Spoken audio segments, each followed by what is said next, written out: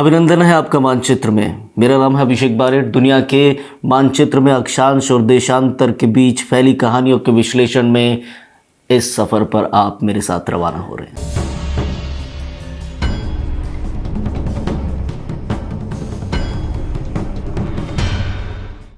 मिस्र, ये नाम आते ही सबसे पहले जो तस्वीर जहन में उभरती है वो है दुनिया भर में अपने रहस्यमय इतिहास के लिए कुख्यात और विख्यात मिस्र के पिरामिड्स की। वो पिरामिड्स जो 4000 सालों से अपने रहस्य को लेकर समय के साथ आगे बढ़ रहे हैं। उनके रहस्यों को जितना जानने की कोशिश हुई है उतनी ही नई और रहस्यमय दुनिया फिर उनके आसपास बन जाती है। ये पिरामिड दुनिया के 7 अजूबों में भी शामिल है और जो सच में Guinness book of world records में शामिल पिरामिड हैं वो कैसे बनाया गया, अब तक ये कयास है। नाम आम है the great pyramid of Giza. Giza का महान पिरामिड 2560 ईसा पूर्व में बनाया गया था। इसे कुफू पिरामिड के नाम से भी जाना जाता है। इस पिरामिड को प्राचीन मिस्र के राजा कुफू के शव को रखने के लिए बनाया गया था। इस महान इंसानी आर्किटेक्चरल शाकार की ऊंचाई 450 फीट है। 13 एकड़ से भी ज़्यादा जगह में फैला ये पिरामिड अपने आप में आज की आधुनिक टेक्नोलॉजी से दूर 4000 साल पहले कैसे बना, ये बहुत बड़ा रहस्य है। यही नहीं बल्कि हर पिरामिड ही एक रहस्य है। मिस्र अपने आप में ऐसे रहस्य को समेटे हुए है जो विज्ञान को भी नए सिरे से सोचने का मौका देते हैं और विज्ञान को ये मजबूर करते हैं। गीज़ा का महान पिरामिड 16 फुटबॉल ग्राउंड से भी बड़ा है। इसको बनाने में लगभग 23 लाख पत्थरों के ब्लॉक्स का इस्तेमाल किया गया था और हैरत अंगेज ये है कि इनका वजन करीब 5 अरब 21 करोड़ किलोग्राम के लगभग है। हर पत्थर का कम से कम वजन जो है वो 2 से 5 टन के बीच है, जबकि कुछ पत्थरों का वजन 45,000 किलोग्राम से भी ज़्यादा है। एक पूरा एपिसोड ही जल्द हम आपके लिए लाएंगे जहां मिस्र के पिरामिड्स के रहस्यों और वैज्ञानिक आधारों पर हर चीज़ को आपको समझाएंगे। लेकिन आज हम मिस्र के इन्हीं रहस्यों के बीच से वो रहस्यमय कहानी विज्ञान की कसौटी पर रखकर आपको सुनाएंगे जिसके शाप के खौफ ने इसे पूरी दुनिया में मशहूर किया। कहानी है मिस्र के बेबी फ़ैरो कहे जाने वाले सबसे युवा राजा तूतनखामन की। मिस्र के सबसे चर्चित राजा तूतनखामन की बात, उसका श्राप, ये सब आज हम आपको बताने वाले हैं। विज्ञान क्या मानता है वो भी। बात है 16 फरवरी 1923 के दिन की, लेकिन ये शुरू 1 साल पहले होती है, यानी 1922 में इजिप्ट के लग्जर शहर से शुरू हो जाती है, जब अंग्रेज पुरातत्वविद हॉवर्ड कार्टर और उनके सहयोगी लॉर्ड कार्नरवन ने मिस्र के सबसे युवा और प्रसिद्ध राजा यानी फ़ैरो तूतनखामन का मकबरा खोज निकाला। लेकिन 16 फरवरी 1923 तक इसे खोलने का लंबा इंतज़ार हुआ। हॉवर्ड कार्टर ने मिस्र के 18वें राजवंश के 11वें राजा तूतनखामन को खोज निकाला था, जो 3000 सालों से अपनी कब्र में आराम से सोया हुआ था। पर अब हॉवर्ड कार्टर अपने सहयोगी लॉर्ड कार्नरवन के साथ उसकी नींद में खलल डालने वाले थे और यहाँ से शुरू होने वाला था इस ममी के शाप का सफ़र, जो तब तक नहीं थमा जब तक हर वो आदमी मारा नहीं गया जिसने इस ममी को छुआ या फिर देखा। अब तक 50 लोगों ने ही ऐसा किया है और फ़ैरो के ताबूत को छूने वाला, उसकी नींद में खलल डालने वाला आज तक कोई नहीं बचा। लेकिन क्या ये सच में श्राप है या जैसा विज्ञान पल्ला झाड़ते हुए सारा इल्ज़ाम इत्तेफाक को दे देती है? आइए पड़ताल करें क्या क्या हुआ, कैसे और क्यों हुआ।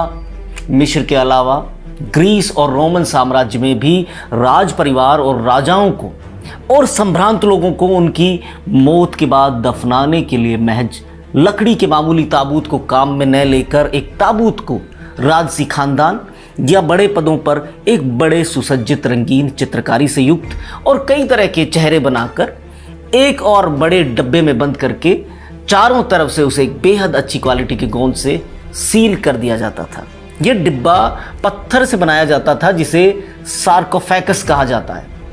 पत्थर का ये ताबूत जमीन की सतह पर न रखकर जमीन से कुछ फीट की ऊंचाई पर रखा जाता था। सार्कोफेगस में सिर्फ राज परिवार के लोग और फेरो मौत के बाद मम्मी बनाकर इस ख्याल के साथ रख दिए जाते थे कि वो सार्कोफेगस में ही दूसरी दुनिया में जा पाने में सक्षम हो पाएंगे। इन ताबूतों में बेशकीमती गहने, सोने चांदी के आभूषण और बहुत सी चीज़ें जो राजा के आराम के लिए ज़रूरी थी रखी जाती थी। यहाँ तक कि पालतू जानवर और राजा के सेवकों को भी राजा के साथ दफनाने का रिवाज देखा गया है। फेरो तूतनखामन राजा तत के नाम से भी विख्यात है। अंग्रेजी में आप इन्हें टट कह सकते हैं। सबसे खास बात तो ये है कि इस मकबरे के दरवाजे पर साफ साफ ये लिखा हुआ था कि जो कोई भी राजा तूतनखामन की शांति को भंग करेगा उसे मौत का सामना करना पड़ेगा। आखिर इन पुरातत्वविदों ने तूतनखामन के ताबूत को खोला। ये इतना आसान नहीं था। 2 हिस्सों में अलग करने के लिए जैसे इसे पैक किया गया था, गर्म कीलों और छैनियों से इसे अलग कर मम्मी को बाहर निकाला गया, लेकिन अंदर एक हैरत और इंतजार कर रही थी। सोना, लापीस लाजुली, कारेलियन, ऑब्सीडियन, फिरोजा और कांच का पेस्ट, इन तमाम चीज़ों से मिलकर बना एक मुखौटा भी तत के चेहरे पर लगा हुआ था। हावर्ड ने अपनी डायरी में लिखा है, पिन हटा दिए गए, ढक्कन उठाया गया, अंतिम दृश्य का खुलासा किया गया था।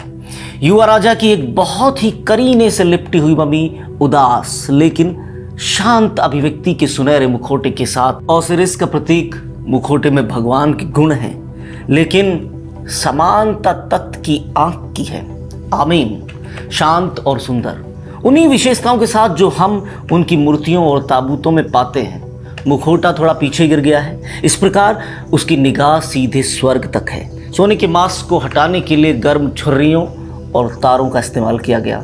इस तरह मास्क को बाम की तरह तूतनखामन के चेहरे पर चढ़ाया गया था।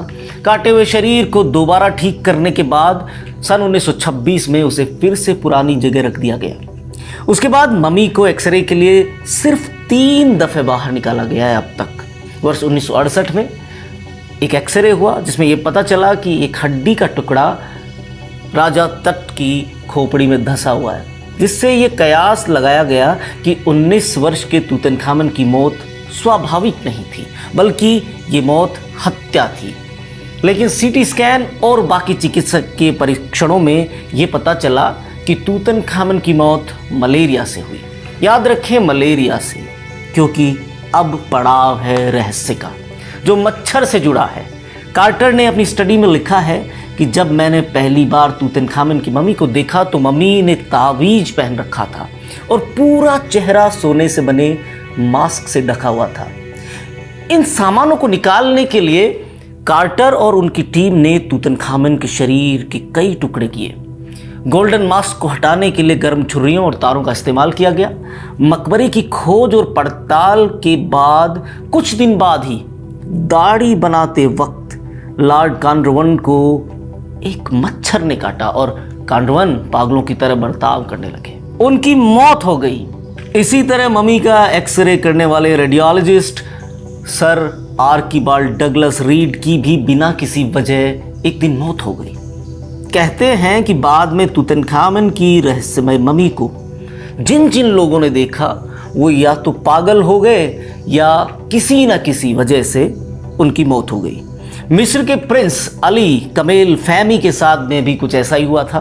दरअसल वो और उनकी पत्नी दोनों उस रहस्यमय मम्मी को, जो तत की यानी तूतनखामन की मम्मी थी, उसको देखने पहुंचे थे, लेकिन घर लौटते ही उनकी पत्नी को न जाने क्या हुआ, उन्होंने राजकुमार की हत्या कर दी। एक शोधकर्ता की आर्सेनिक पॉइजनिंग की वजह से भी मौत हुई। अफ्रीका के सूडान के गवर्नर जनरल सर ली स्टैक ने भी इस मम्मी को देखा था और इसके बाद सन 1924 में उनकी हत्या हुई। यहाँ तक कि ताबूत की खुदाई पर पैसे लगाने वाले तमाम लोग मारे गए। शुरुआती 10 साल में ही 20 लोग मारे गए। जाने माने पुरातत्ववेत्ता डोमिनिक मॉन्टरसेट ने द इंडिपेंडेंट अखबार से बात करते हुए एक इंटरव्यू में मम्मी के अभिशप्त होने और रहस्यमयी मौतों के बारे में बहुत सारी जानकारियां दी हैं। इस फेरो की मम्मी के शापित होने पर कई किताबें भी लिखी गई हैं, जिनमें एक किताब है लॉस्ट इन ए पिरामिड और the mummies curse. Best seller book रही हैं ये। बाद में हावर्ड कार्टर की मांग पर सरकार ने उस रहस्यमय मम्मी यानी तूतनखामन की मम्मी को फिर से उसी जगह पर दफना दिया। लेकिन कुछ सालों बाद लॉर्ड जॉर्ज कॉन्ड्रवन की बेटी लेडी एवेलिन ने एक आदेश पारित किया जिसमें तूतनखामन की मम्मी को वापस बाहर निकालने की बात कही गई, क्योंकि उस समय मिस्र अंग्रेजों का उपनिवेश था, इसलिए लेडी एवेलिन की बात को टाला नहीं जा सकता था। तूतनखामन की मम्मी को कब्र से बाहर निकाला गया और उसे काहिरा से इंग्लैंड ले जाया गया, जहां उसे म्यूजियम में रखा गया। किस्सा ये है कि लेडी एवेलिन तूतनखामन की मम्मी से इस कदर लगाव रखती थी कि रोज संग्रहालय में उसे देखने के लिए जाने लगी। एक दिन जब वो मम्मी देखने के बाद बाहर आई तो अचानक हार्ट अटैक से उनकी सीढ़ियों पर मौत हो गई। ये तो हुई मम्मी के शाप की बात। विज्ञान क्या कहता है इस बारे में? विज्ञान के अनुसार मकबरे में जाने के बाद इन सभी खोजकर्ताओं की अचानक हुई मौतें संभवतः वहां मौजूद जहरीली गैसों और पैथोजन के प्रभाव से हुई होंगी। डॉक्टरों के अनुसार हजारों सालों से बंद इन चैम्बर्स और कॉफिन्स में रखी मम्मी के अंदर बेहद खतरनाक बैक्टीरिया, फंगस पनपे होंगे जो बाद में इन सभी क्रमिक मौतों के कारण बने। ऐसा एक बैक्टीरिया जिसका नाम है एस्पैरगिल्स नाइगर, जो संभवतः पिरामिड्स में हजारों सालों में बहुत बड़ी मात्रा में पनप गया होगा और इस बैक्टीरिया की वजह से रक्त प्रवाह के बंद होने और सांस लेने में आई दिक्कतों की वजह से भी शायद ये मौतें हुई होंगी। आप क्या मानते हैं? क्या ये मम्मी का श्राप है या विज्ञान सही कह रहा है? आपकी राय आप हमें कमेंट सेक्शन में ज़रूर बताएं। इस तरह की हैरत अंगेज कहानियाँ, किस्से हम आप तक पहुंचाते रहेंगे इस वादे के साथ में। शुक्रिया। Please subscribe and don't forget to press the bell icon to get notified whenever we upload a new video.